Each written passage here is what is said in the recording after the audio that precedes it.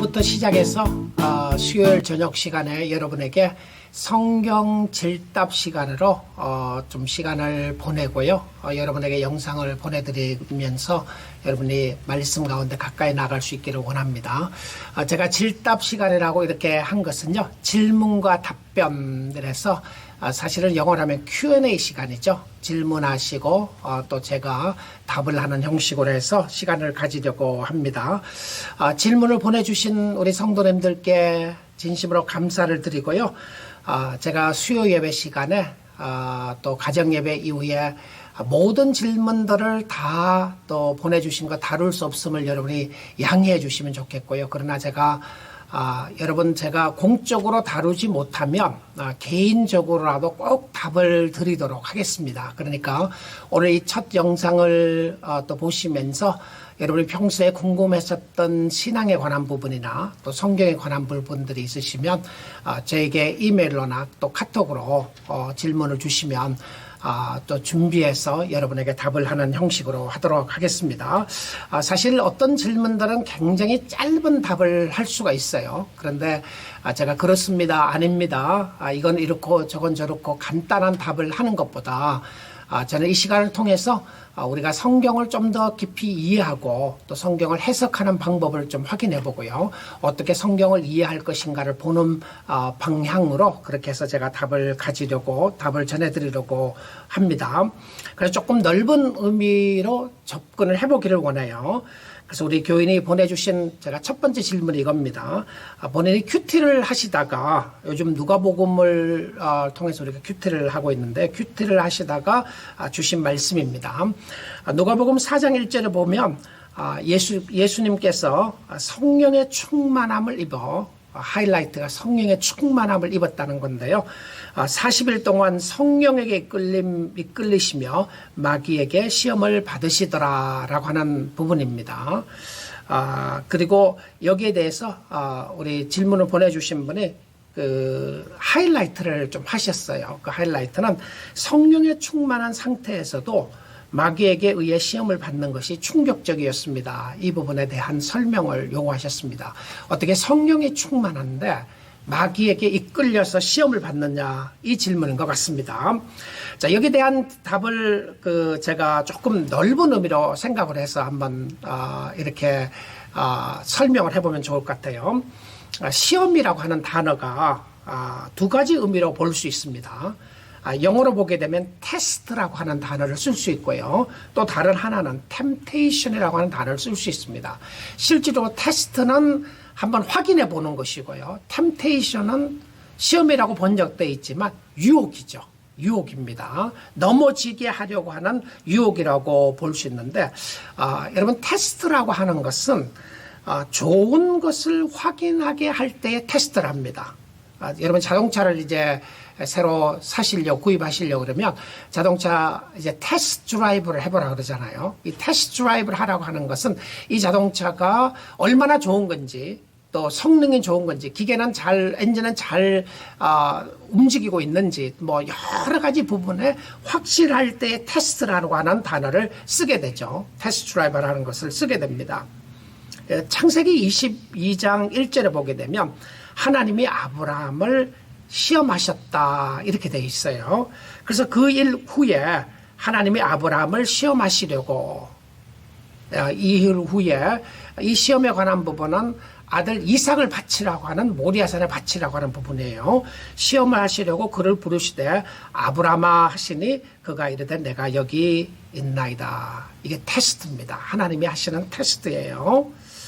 하나님이 아브라함을 미혹하거나 유혹하게 해서 죄를 짓게 하는 것이 아니었습니다. 의도를 확인하고 더 주님 앞에 가까이 가기 위한 테스트였던 거죠. 욥의 경우도 마찬가지입니다.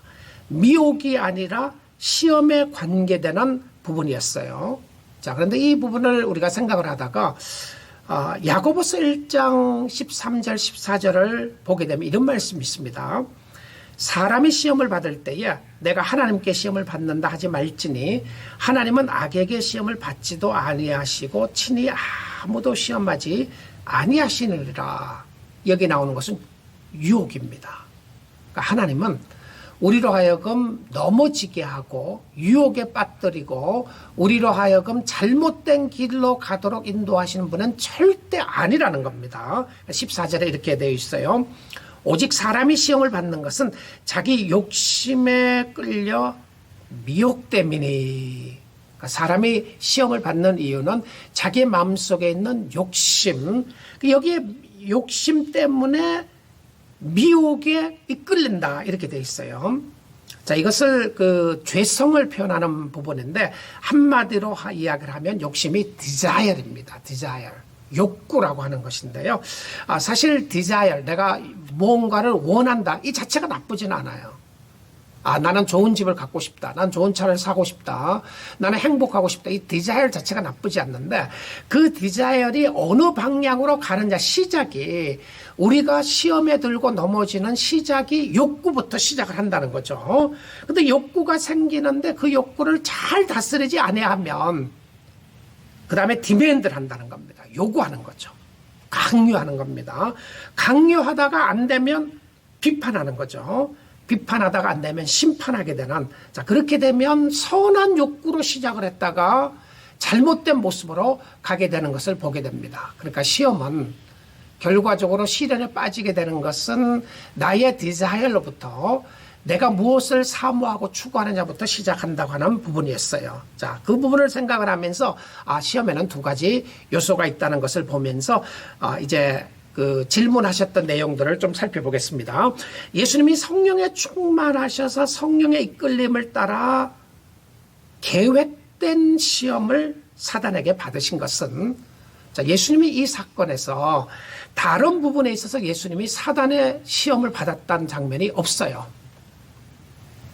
근데 이 사건은 우리가 중요하게 보아야 되는 것은 무엇이었냐면 첫 번째 아담이 실패했던 것을 두 번째 아담이 완성했던 장면으로 중요하다고 그렇게 이야기를 했습니다. 그러니까 성령의 충만함이 없이 시험을 이길 수가 없다는 거죠. 왜 성령의 이끌림 받아서 시험 받았는가? 첫 번째 아담이 실패했던 것을 두 번째 아담이신 예수 그리스도가 완성을 해야 되는 의무가 있었다는 겁니다. 그러니까 모든 유혹과 시험에서 온전히 이기기 위해서는 예수님에게 성령의 이끌림 받아야 했고 성령의 충만한 역사가 오히려 필요했다는 겁니다. 그래서 예수님은 사단에게 유혹을 당하셨어요. 그런데 그 유혹을 다 이기셨습니다. 자, 그러면 그 다음 부분으로 와서 성령이 충만한 사람도 유혹을 받습니까? 라고 물어볼 수 있을 것 같아요. 성령이 충만해서 유혹이 있습니까? 그렇습니다. 유혹이 있어요. 성령 충만은 어떤 세상적인 유혹이나 미혹으로부터 자유함을 선포하는 거 아닙니다. 프리 패스가 아니라는 거예요. 내가 성령에 충만했다고 하는 것은 세상의 어떤 미혹과 유혹으로부터도 프리하다, 자유롭다고 말할 수가 없다는 겁니다. 왜 그러냐면 미혹과 유혹은 외부적인 세력과 상황을 통해서 나의 마음속에서 있는 것이라는 거죠. 그러니까 성령의 인도함을 받아도 여전히 죄성을 가지고 있는 나에게는 이런 유혹과 미혹이 있을 수가 있다는 겁니다. 자, 오히려 성령의 충만함이 미혹과 유혹을 이길 수 있게 해주는 원동력이 됩니다. 그러니까 미혹과 유혹은 하나님이 하시지 않고 사실은 욕망을 통해서 사단이 하는 거죠. 그런데 그것을 이길 수 있는 방법은 오히려 성령의 충만한 역사가 필요하다는 것을 말하고 있습니다. 자, 근데 왜 성령의 충만이 필요하냐면 예수님이 제자들에게 겟셋마네 동산에서 기도하시면서 뭐라고 말씀하셨나요? 제자들에게 이런 말씀을 하셨죠. 시험에 들지 않게 깨어서 기도하라. 시험에 들지 않게 깨어서 기도하라. 무슨 말이죠? 예수님의 순환을 앞두고 하신 말씀인데요. 예수님의 죽으심과 고난을 인하여 그것으로 인하여 미혹이나 시험에 들지 말라는 것이었습니다. 왜냐하면 그것은 하나님의 뜻이었기 때문에 그렇습니다. 그러니까 우리가 성령의 충만함이 되어 있을 때에 어떤 미혹과 유혹이나 이런 부분들을 이겨낼 수 있는 원동력이 되고 힘이 된다는 거죠. 예수님의 주기도문 속에서 그런 말씀을 하셨어요. 시험에 들지 않게 깨어 기도하라. 말씀을 하시고 시험에 들게 하지 마옵시고 다만 악에서 구하옵소서. 여러분 예수님의 기도 속에도 시험에 들게 하지 마옵소서라고 하는 주기도문을 제자들에게 가르쳤습니다. 그러면 주위에 끊임없이 우리를 미혹하고 유혹하는 세력들이 있을 수 있다는 거죠.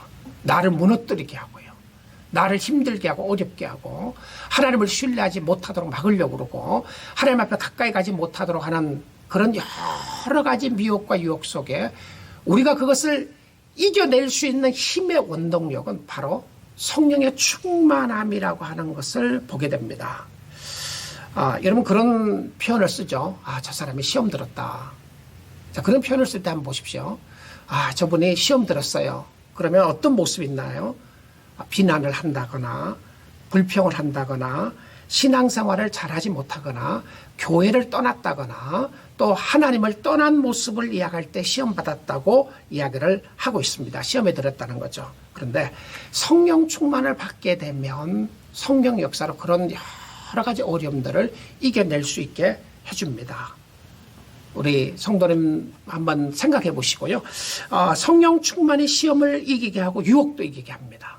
하나님이 우리를 시험하실 때가 있어요. 확실하다고 시험하실 때가 있는데 우리의 믿음을 더하게 하기 위해서 또 우리를 시험하실 때가 있는데 그럴 때 이길 수 있는 방법은 믿음으로 성령의 역사로 주를 의지하는 거죠. 하나님이 우리에게 확실하게 하다는 것을 확인하는 것도 이기게 하고 성령 충만이 시험을 통과하게 합니다. 여러분 어떤 경우에는 끊임없이 그 자리에 그런 시험 같은 시험을 허락하는 경우들이 있어요. 근데 그럴 때는 그것을 통과하도록 해야 되는데 통과할 수 있는 원동력이 무엇이었냐면 오히려 성령 충만이라는 것입니다. 더욱더 강하게 하는 것이 성령 충만의 역사이고요. 여러분 좋은 충격으로 받으십시오. 이 질문하신 우리 성도님도 좋은 충격으로 받으십시오. 성령 충만이 시험을 없게 하는 것이 아니라 오히려 시험을 이기게 하시는 하나님의 능력이 있음을 말입니다.